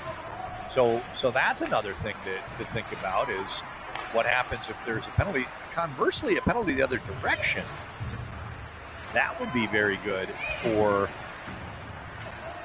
penalty the other direction would be very good for Chisago Lakes because they might be able to get a goal. Their goal came on the power play, and late in the game you can pull the goalie, maybe call timeout, try to stretch things, rest some players, etc. So we're down to 4 minutes to go. D. St. Hubert, short pass, plays this one to Nelson. His shot gets through and is saved. We've got to stop it. The ref didn't, clock operator didn't stop the clock. So 3:53 is there right now. They're probably going to put a few seconds back on.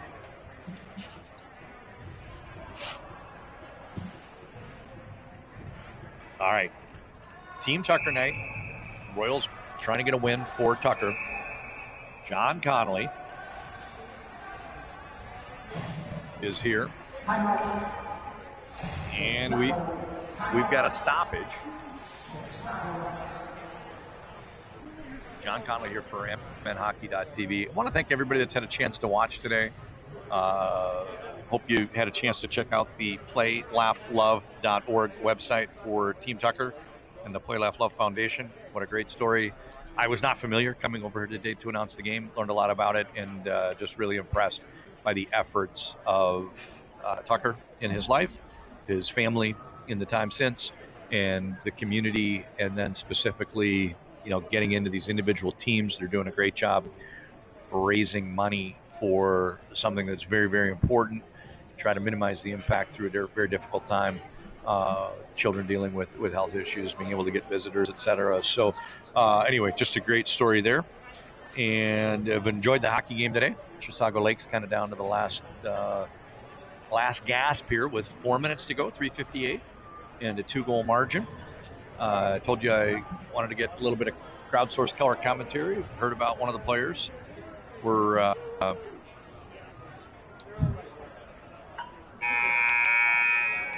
able to get a few people, even some players from Hopkins that checked in. Want to wish a happy anniversary to Mia Hegelman and Hunter Rice.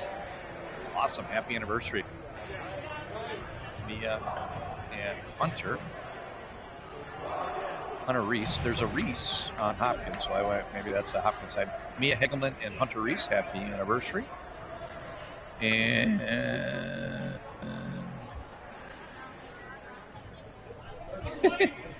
will you let the Chisago Lakes parents know that my kids are watching?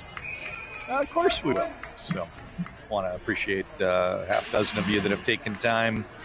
I'm going to give the crown to Matt Stamos. Nobody watching from further away than Chisago Lakes High School graduate Matt Stamos is watching from Florida. Thanks to him and everybody else for tuning in.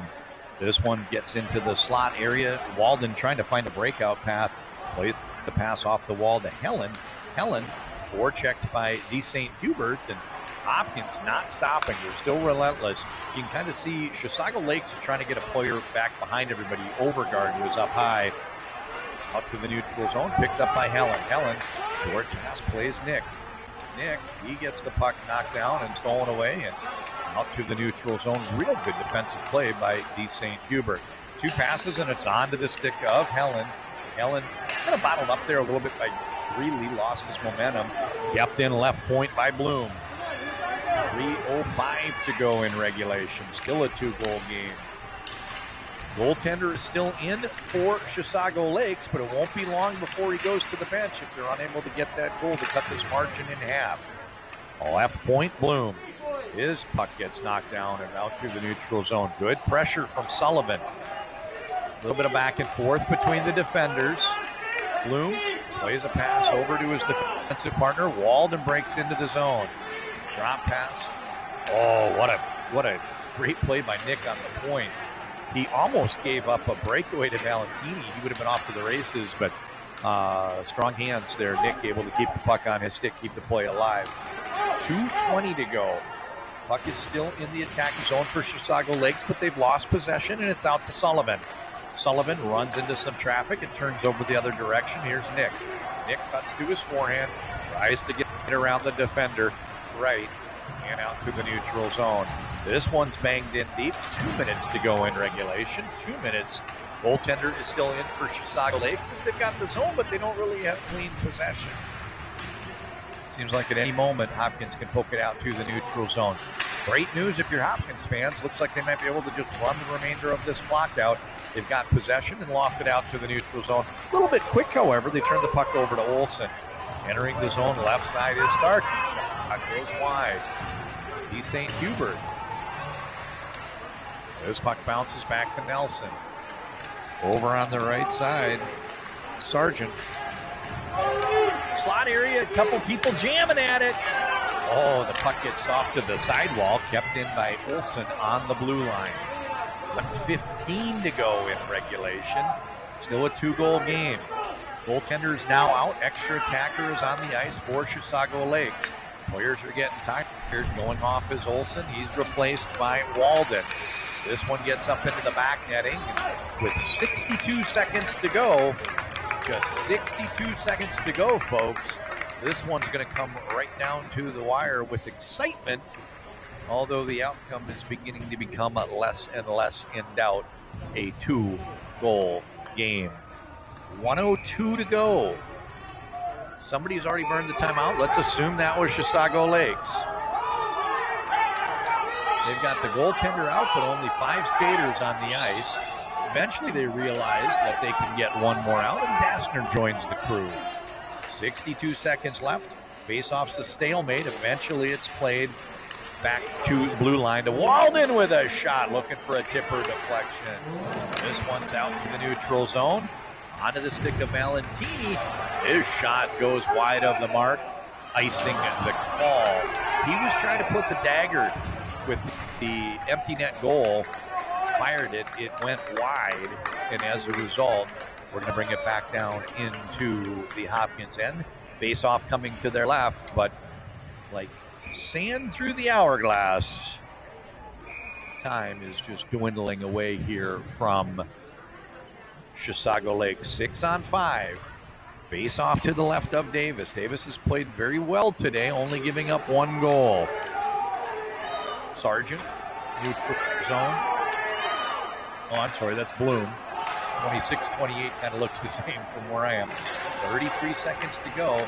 Chisago Lakes doing a good job pressuring, trying to get control of the puck, but great job on the breakout here for Peterson. Peterson fires it wide of the mark, and we get another icing ball. This one comes with 21.8 seconds to go. Going to start signing off here from the Hopkins Pavilion. Take one last look at playlaughLove.org. It is Team Tucker night. We've got a great hockey game for you. MN Hockey TV, mnhockey.tv. My producer off-site getting me squared away, making sure the audio is working, is Pete Wagner. I am John Conley. I've enjoyed this team being on the call. Last 20 seconds kept in by Walden. Walden circles, plays this to Nick. Nick in the slot area, can't get a stick on it, and now it's a slow roller approach. They don't fire at the length of the ice, but the puck got up on its end and it rolled the length of the ice anyway. That one goes all the way down for an icing call. Out comes not in doubt, 3-1, 9 seconds to go. Hopkins has weathered the best pressure that Chisago Lakes could muster. It's been a thrill, folks. This has been a very, very, very good hockey game. I hope you've enjoyed it half as much as I have. Shout out to Matt, Stamos, and everybody else for watching, and get well soon, Geyser. From the Hopkins Pavilion, 3-1's your final. Royals on top. Go Team Tucker. You guys have a great night. Drive safe.